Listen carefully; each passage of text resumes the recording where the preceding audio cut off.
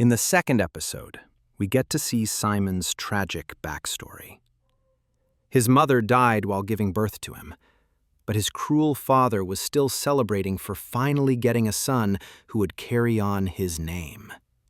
But his father's hopes vanished when Simon couldn't even speak properly as a child, and in anger he banishes him, labeling him as a failure who's unworthy to carry on the Hastings name. But when Lady Danbury learns that her best friend's son has been banished, she finds him and ensures his proper education.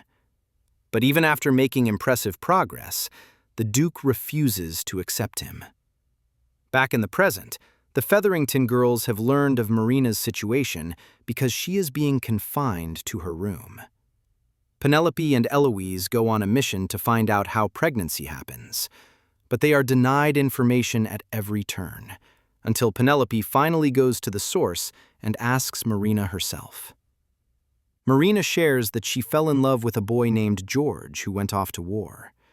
She tells Penelope that love caused her pregnancy, and she sends a letter to George with Penelope's help.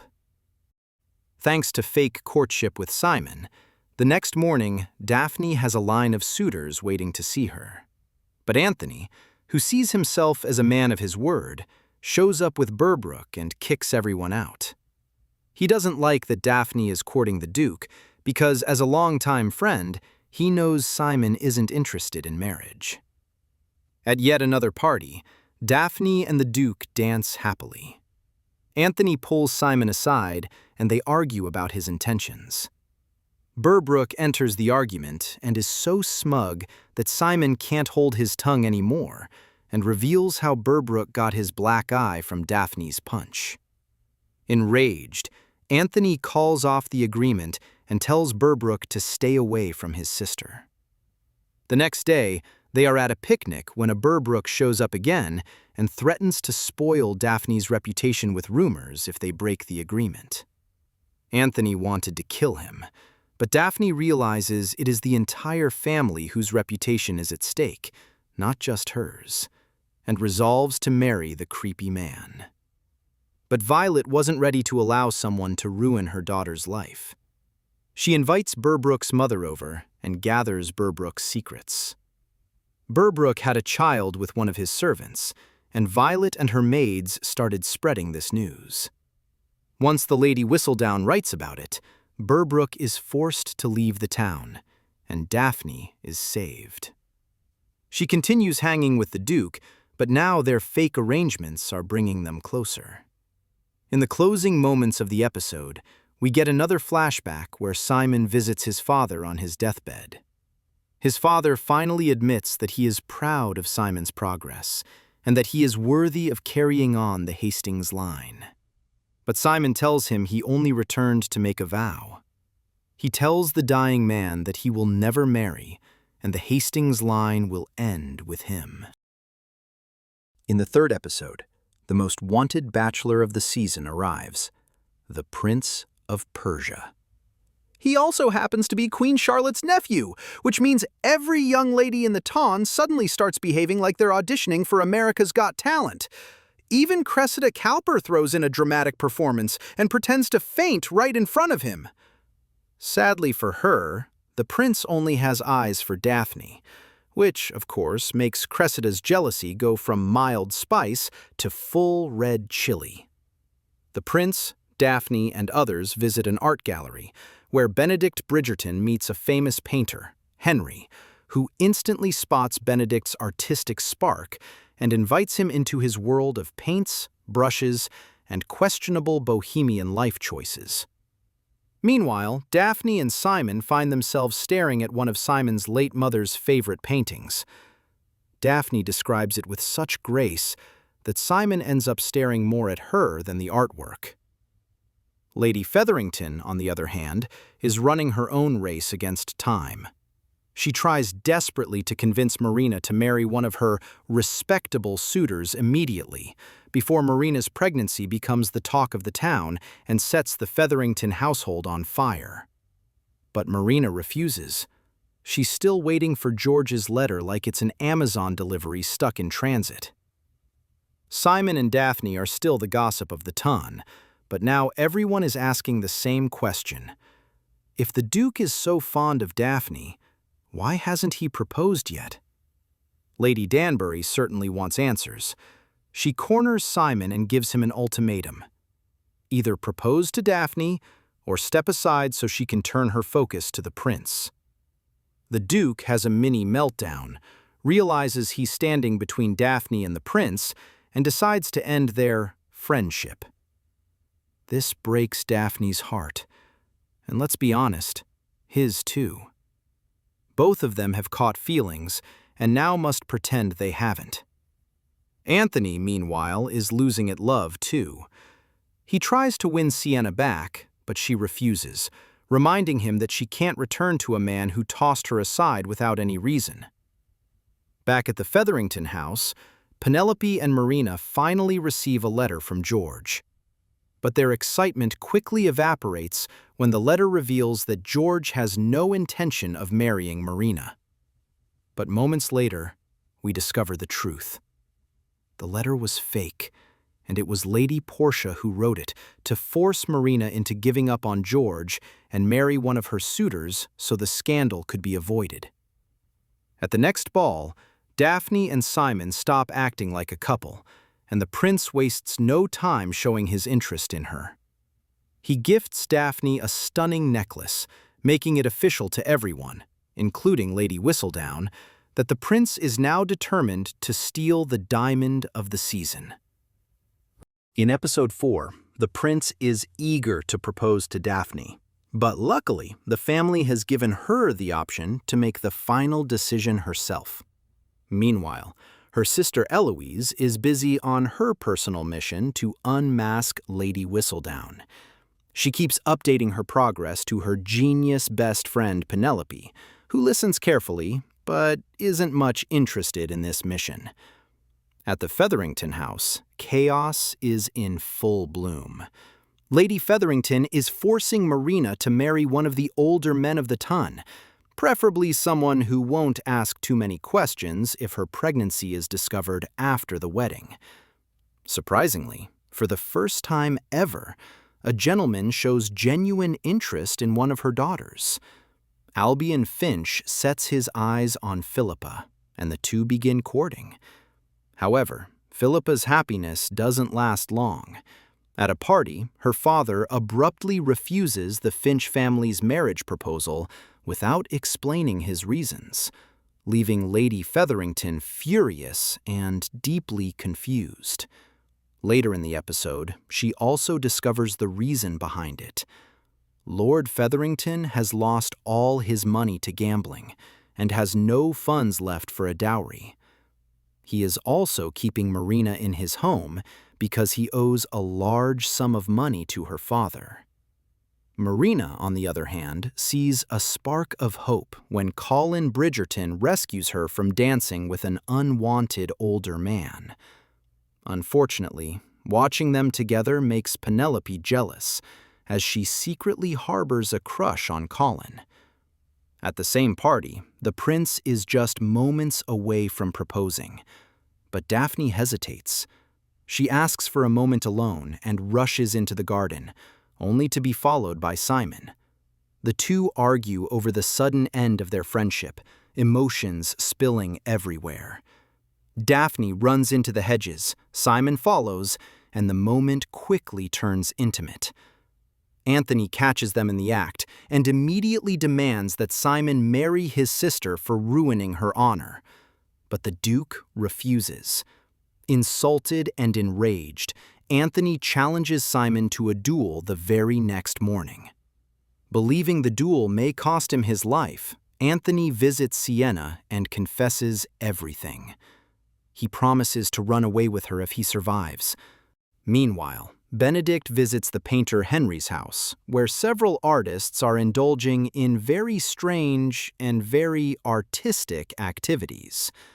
He soon returns home, only to find a tense Anthony, who reveals the duel plans. Together, they rush to the duel site, where Simon and his boxer friend Will are already there. Just before blood can be spilled, Daphne arrives and stops the duel. She reveals that Cressida Cowper witnessed her and Simon in the garden, meaning the duel would only fuel more rumors and scandal. Daphne finally confronts Simon about his feelings and asks why he would rather choose death than marry her. Simon confesses that he cannot give her children, something Daphne assumes is a physical issue, though it clearly isn't. Still, deeply in love, Daphne accepts a childless future and agrees to marry him. In episode 5, Anthony seeks a special license for his sister's marriage before anyone can discover their scandal. However, the request is denied. The Queen has taken her nephew's rejection very personally. Anthony also visits Sienna, only to discover that she has grown tired of his empty promises and has left the city altogether. At the Featherington house, Lady Featherington believes that courting Colin Bridgerton is unwise for Marina, as he is very young. Marina, however, suggests a different approach, seducing the young gentleman and trapping him into marriage. This plan receives Lady Featherington's full approval. But Penelope overhears everything and becomes determined to stop it. Meanwhile, the Featherington girls face a fashion emergency. The modiste, Madame Delacroix, refuses to provide new dresses until her payments are cleared. Madame Delacroix, aside from creating extravagant gowns, also enjoys art and a bohemian lifestyle. She attends Henry's rather interesting gatherings, where she meets Benedict Bridgerton, and the two begin to grow fond of each other. At the palace, we see a quiet and emotional moment between the Queen and the King. They deeply love one another, but the King's mental illness makes the Queen's life painfully difficult. Later, Daphne and Simon visit the Queen to seek her approval for their marriage. They openly share how deeply they love one another, and the Queen, moved by their story, finally grants them the special license. The two marry and host a grand celebration at the Bridgerton home. However, despite the festivities, Simon and Daphne remain unusually quiet and visibly nervous about their future together. While the rest of the family celebrates, Eloise continues her relentless mission. She investigates various women, convinced one of them must be Lady Whistledown.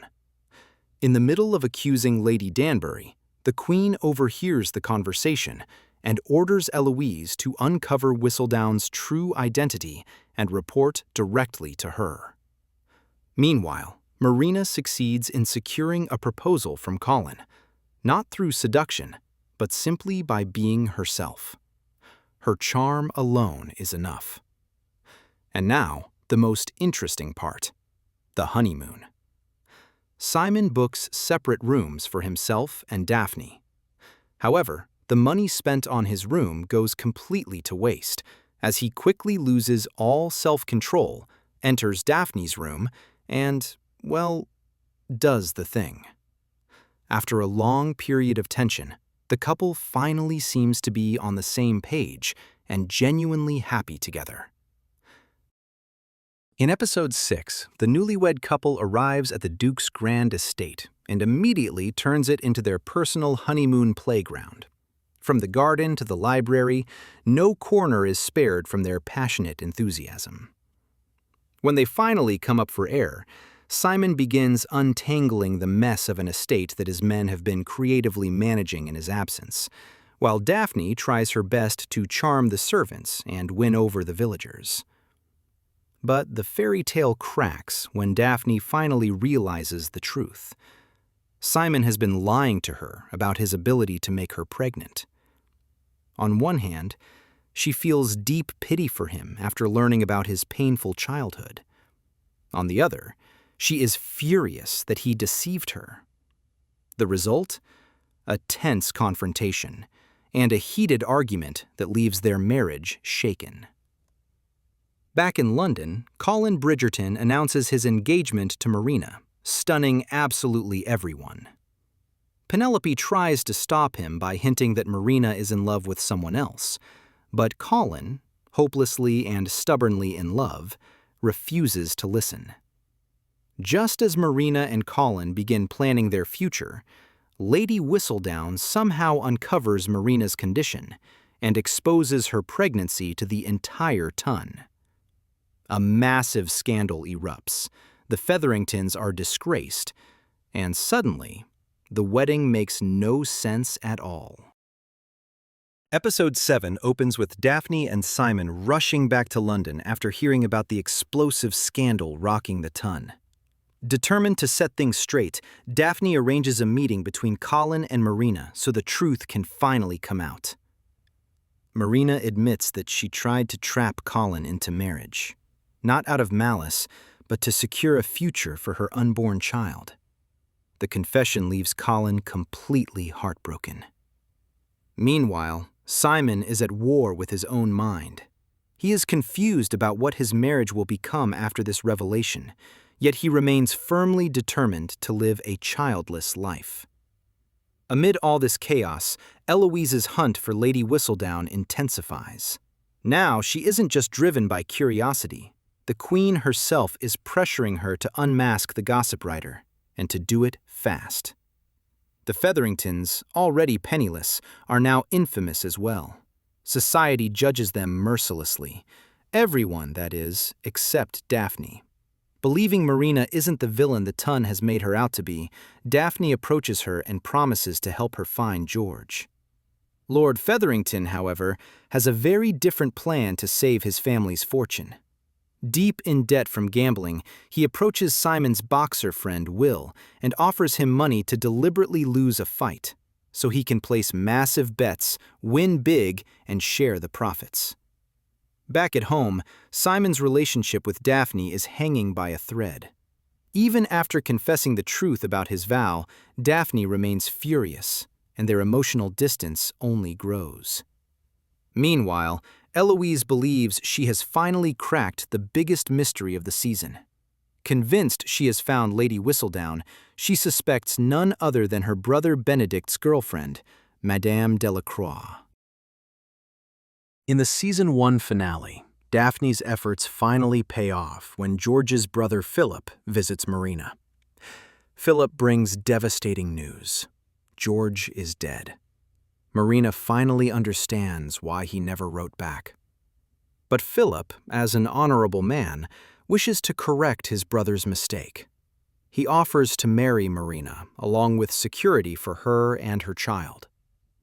Marina, who had earlier tried to end her pregnancy, believing she had succeeded, initially refuses. But when she realizes she is still pregnant, she accepts Philip's proposal, choosing stability over uncertainty. The long-awaited boxing match arrives. Will initially refuses Lord Featherington's offer, but when he looks at his struggling family, he gives in. He deliberately loses the fight, making both himself and Lord Featherington rich. Simon witnesses this and is deeply displeased, watching his friend trade honor for money. For a moment, the Featherington house is wealthy again, but the victory is short-lived. Lord Featherington is murdered, and all the money is stolen. After his heartbreak, Colin leaves for a tour of Greece, seeking distance and healing, while Penelope wishes him luck. Daphne and Simon, on the other hand, stop running from each other. They confess they cannot live apart. Love triumphs over anger and hatred, as Daphne finally helps Simon let go of his vow and accept a future with a child. In the final moments, Daphne gives birth to the future Duke, bringing the season to a hopeful close.